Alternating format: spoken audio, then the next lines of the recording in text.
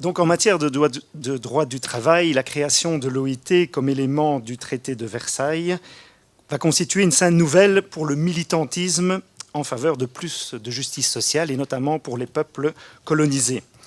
Ainsi, le règlement de la Première Guerre mondiale ouvre-t-il incontestablement un nouveau chapitre pour le principe d'autodétermination des peuples, avec le droit de ceux-ci de disposer d'eux-mêmes. Le sujet n'est pas entièrement neuf en 1919 et il était annoncé au siècle précédent.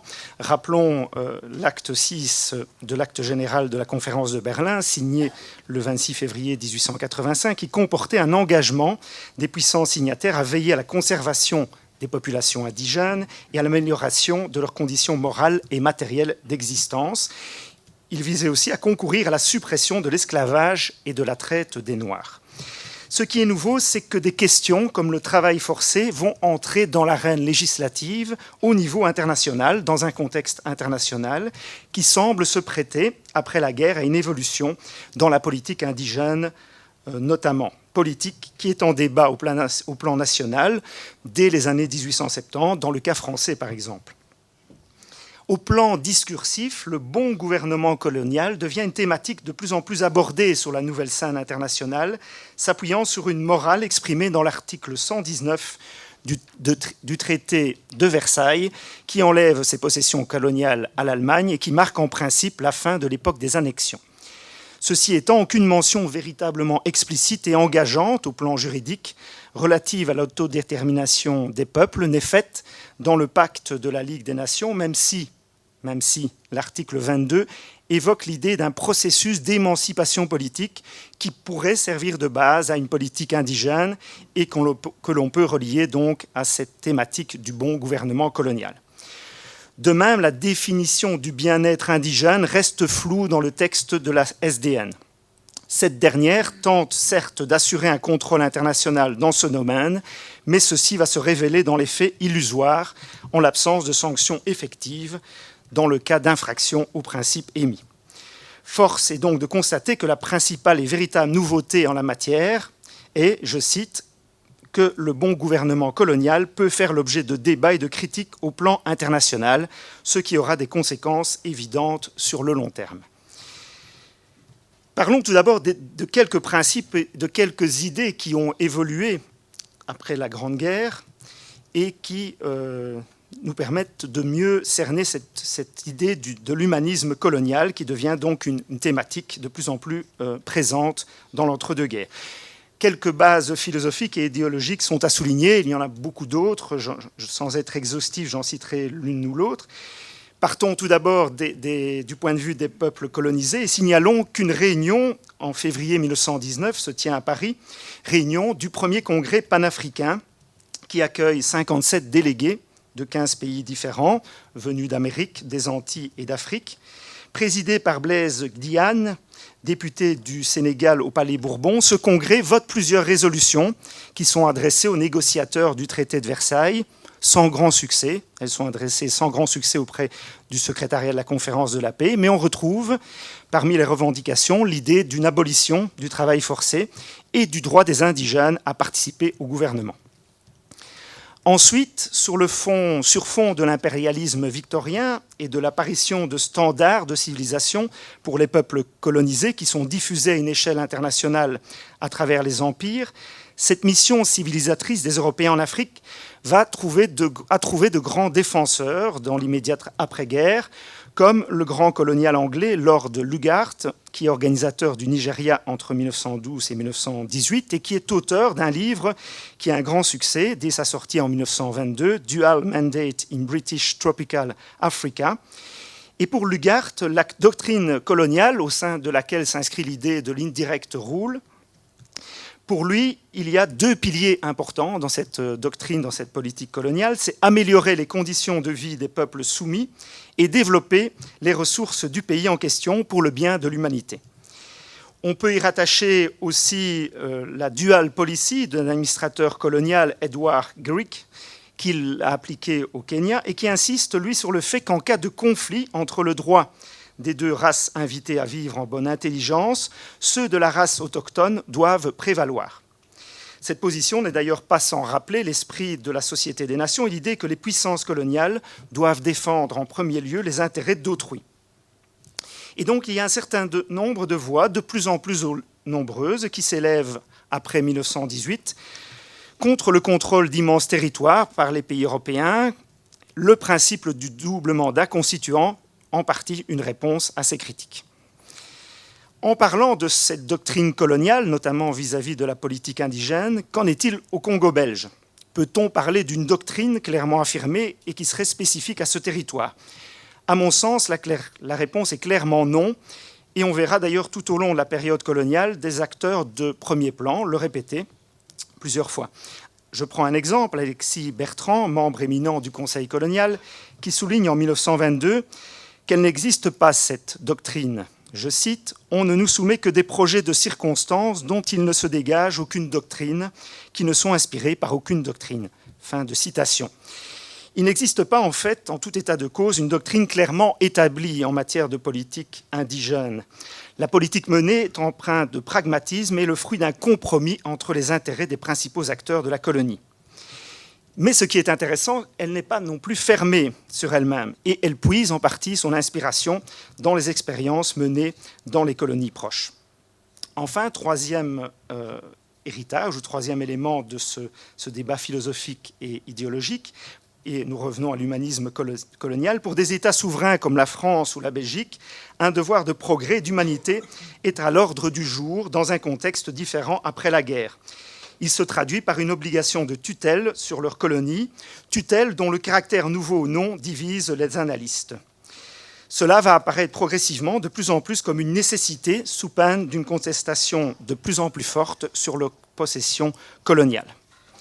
Dans les années 20, le gouvernement français va s'attacher à freiner des cas de fer ce processus de citoyenneté inauguré durant la guerre en mettant en avant un autre mythe, l'Empire et la réunion de cultures et de nationalités différentes, toutes placées sous l'égide impériale, garantissant la paix et la préservation de la diversité des cultures et des traditions. Mais on insiste aussi en même temps sur les opportunités économiques qui sont considérées comme illimitées dans le cadre des colonies. Quant à la Belgique, elle hérite d'un mandat de la SDN pour administrer le Rwanda-Burundi, ça a été souligné, et c'est une conséquence donc de la répartition entre les vainqueurs des possessions d'outre-mer. Et dans l'esprit des artisans de la paix au sein de la SDN, la Belgique est censée préparer ses anciens territoires allemands, désormais sous mandat de type B, à l'indépendance. Des anciennes colonies allemandes qui sont classées dans cette catégorie, mais qui sont considérées alors comme loin de pouvoir s'autogérer avant un horizon indéterminé. La consultation des populations intéressées n'est pas prévue dans le cadre fixé. Les droits et les intérêts de ces dernières doivent toutefois être garantis par l'administrateur en charge de la gestion de ces territoires. Au sein du Congo belge, certaines réformes sont mises en place juste après la guerre. Citons celle relative au contrat d'emploi, avec un décret le 16 mars 1922 qui fixe un certain nombre d'obligations pour l'employeur vis-à-vis du travailleur indigène, avec un contrôle théorique de l'administration coloniale. On peut y voir une conséquence ou l'impact des discussions et des idées dont nous venons de parler à l'instant. C'est une avancée considérable en principe, mais dans les faits, ça se traduit tout autrement, parce que ça impose en fait plutôt de nouvelles contraintes coercitives et disciplinaires pour l'indigène au travail. Le décret du 22 octobre 1925 portant réglementation du travail indigène en AOF montre aussi que des changements sont en cours. Mais les limites restent évidentes du fait de la rareté de la main-d'œuvre indigène, du paternalisme ambiant au Congo belge, par exemple, ou aussi il faut prendre en compte la dimension du terrain, et notamment des réalités de terrain qui empêchent certaines de ces règles mises en place de trouver leur application.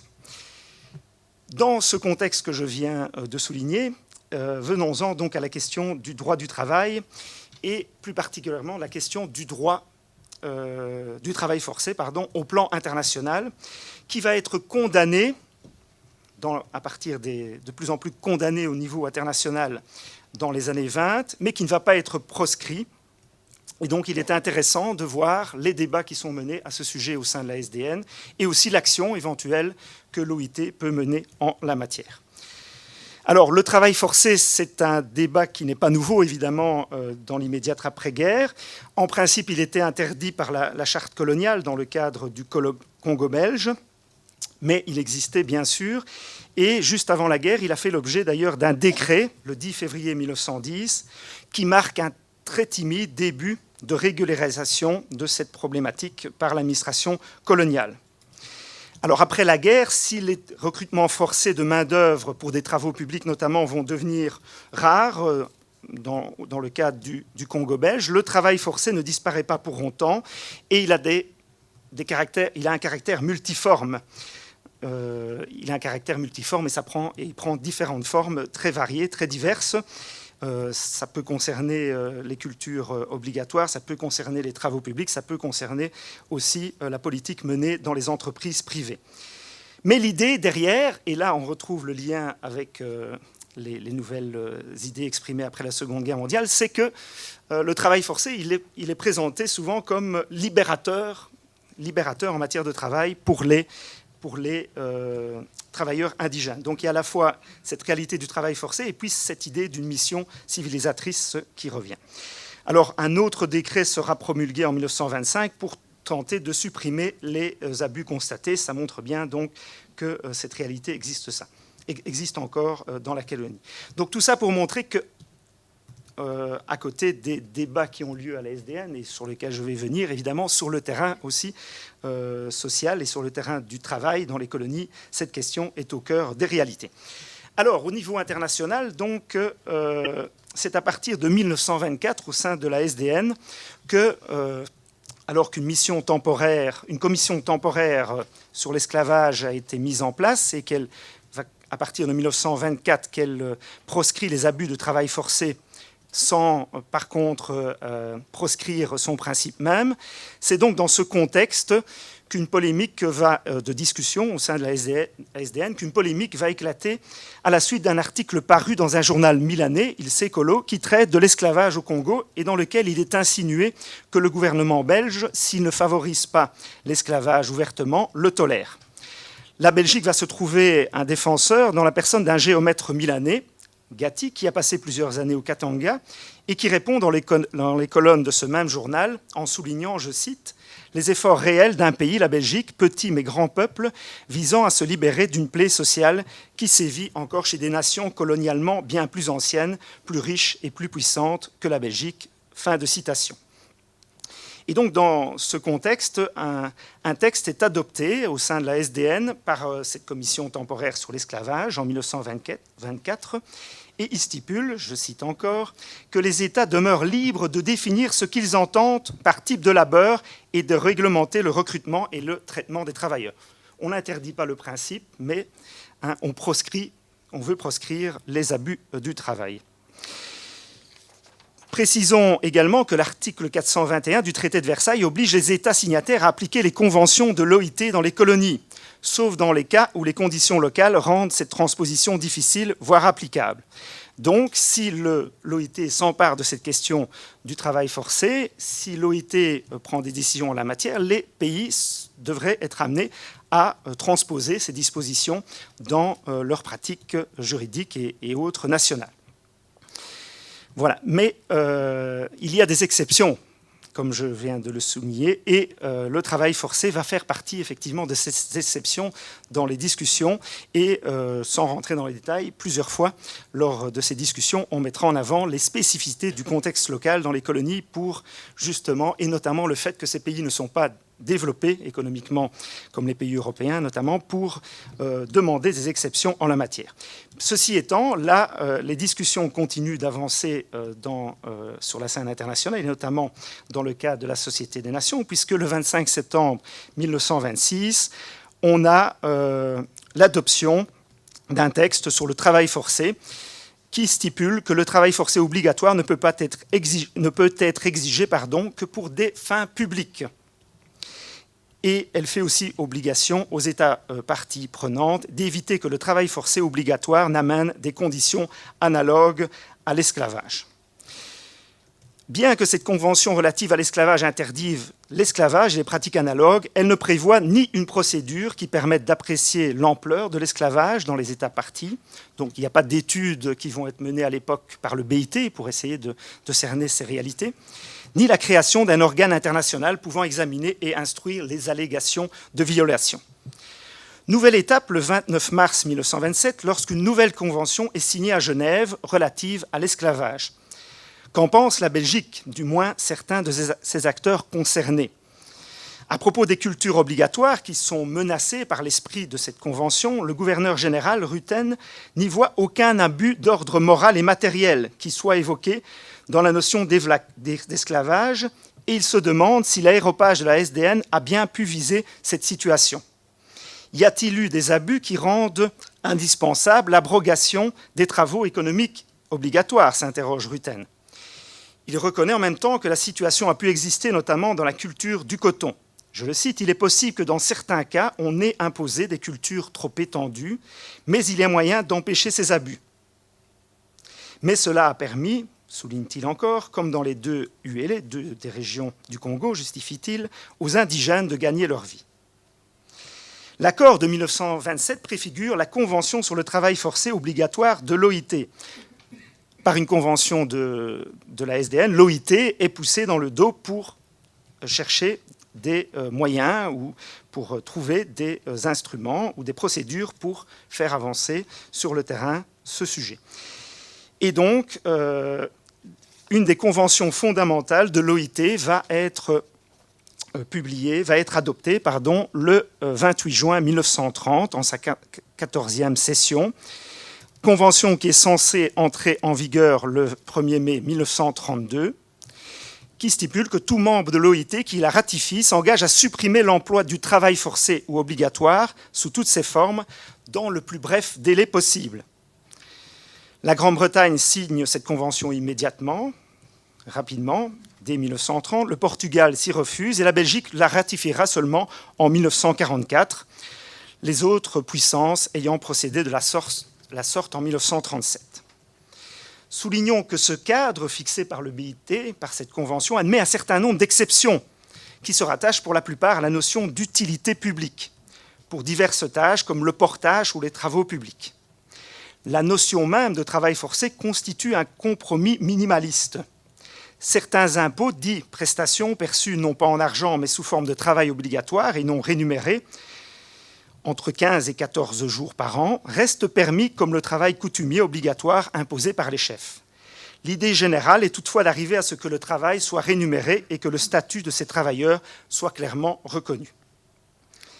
L'abstention des délégués gouvernementaux belges au moment du vote de la Convention en juin 1930 est motivée en premier lieu par l'attitude finale de la conférence sur la question des cultures au sens général du terme. L'article 19 n'autorise le recours aux cultures obligatoires que dans le but de prévenir la famine ou une disette de produits alimentaires.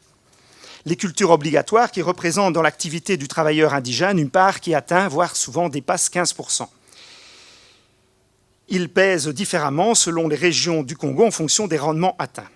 Ce principe, donc prévu dès la fin du XIXe siècle au sein de l'EIC, est appliqué pendant la Première Guerre mondiale, comme le met en évidence une mission effectuée en 1915, et donc existe encore à la suite de cette Première Guerre mondiale. Pour en revenir au débat au sein de l'OIT, impliquant différents pays et différents acteurs, il porte aussi sur le caractère éducatif limité de la pratique du travail forcé et sur l'insuffisance de la rémunération.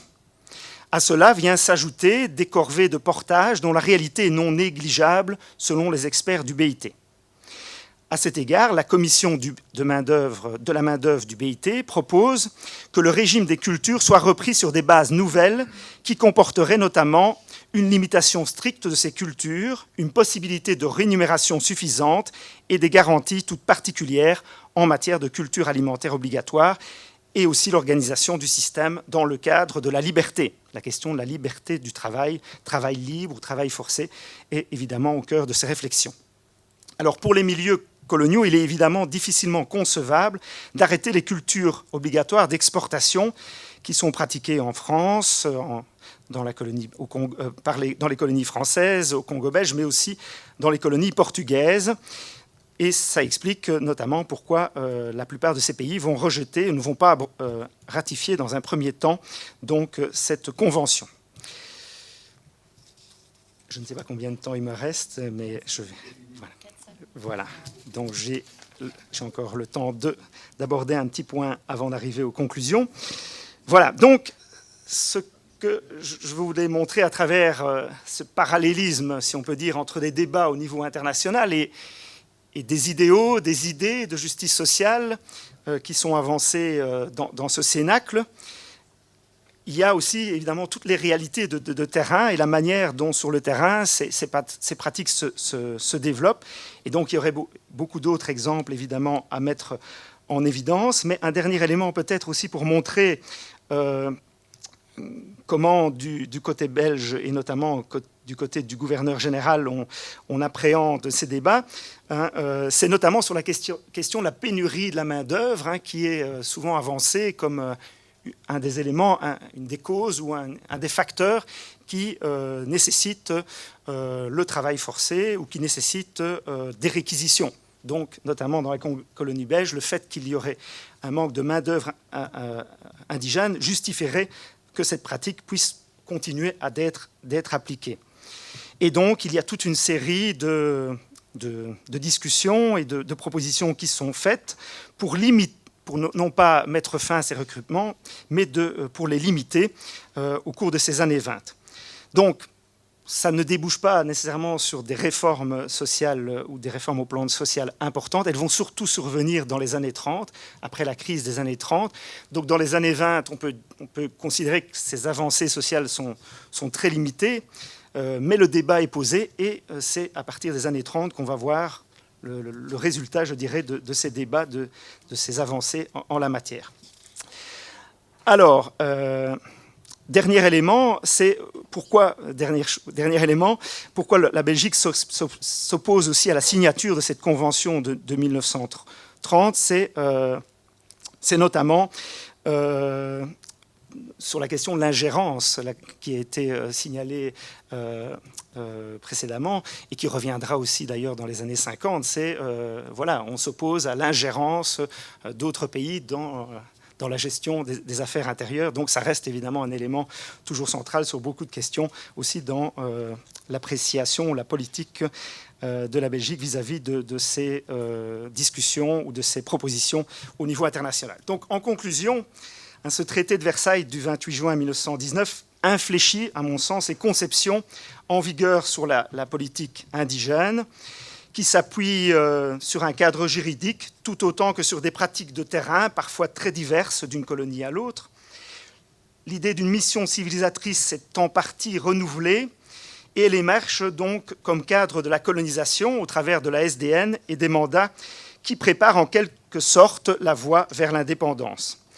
L'OIT sert de résonance et donne plus de retentissement aux idées de justice sociale qui commencent aussi à être portées sur l'Afrique coloniale, notamment par des mouvements syndicaux, blancs ou noirs qui sont naissants dans les colonies, mais aussi, et c'est très divers, je prends l'exemple aussi de militantes britanniques qui vont, à partir de cette période aussi, dans leurs revendications notamment sur le droit de vote ou d'autres droits, vont aussi mettre en avant la question coloniale.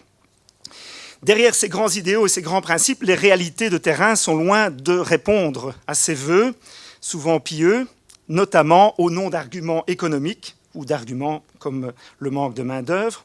On retrouve ainsi toute l'ambiguïté de cette époque, mais on peut quand même parler de tournants avec des ajustements, des mises au point, des pratiques qui révèlent autant de certitudes au plan idéologique et moral que des improvisations et des tâtonnements au plan des pratiques de terrain, notamment aussi parce que les colonisés ne sont pas que des acteurs passifs, mais qu'ils jouent au contraire un rôle important, comme d'ailleurs l'ont montré ces dernières années, comme des travaux plus anciens l'avaient montré, la prise en compte aussi de l'autonomie des dominés, agency en anglais, est tout aussi intéressante et importante pour comprendre la relation entre ces grands idéaux, souvent portés dans le monde occidental, et réalités de terrain, et donc réalités de terrain qui sont beaucoup plus complexes et beaucoup plus diverses qu'on ne pourrait l'imaginer, entre une exploitation qui serait forte et sans concession de la main-d'œuvre et une incapacité ou un manque de résistance important de cette main-d'œuvre. Donc on est au contraire dans un monde beaucoup plus complexe que celui qu'on pourrait imaginer. Merci de votre attention.